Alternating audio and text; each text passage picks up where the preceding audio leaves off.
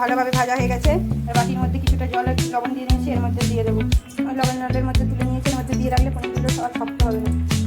কড়ার মধ্যে আবার একটু তেল দিয়ে নিয়েছি এবং ফোড়নে দিয়ে নেবো একটা দারচিনি,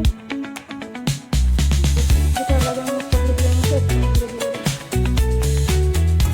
তো ভালো মতো হয়ে গেলে মশলা পেস্টটা বানিয়ে রেখেছি সেটা দিয়ে দেবো।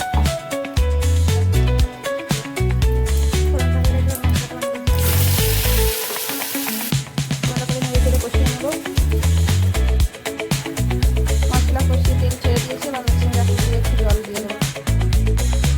এর মধ্যে আমি পরিমাণ মতো লবণ দিয়ে নেব। পরিমাণ মতো লবণ দিয়ে একটু হলুদ গুঁড়ো দিয়ে দিলাম, দিয়ে নেড়ে চেড়ে আরও একবার ভালো করে কষিয়ে নেব।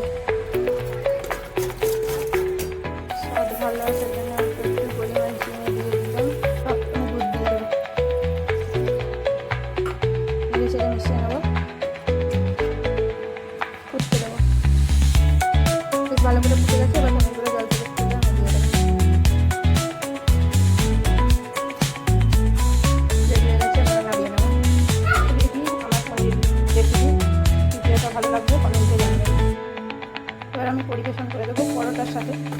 পরোটা আর পনিরের তরকারি পরিবেশন করে দিয়েছি, পরোটা আর পনিরের তরকারি।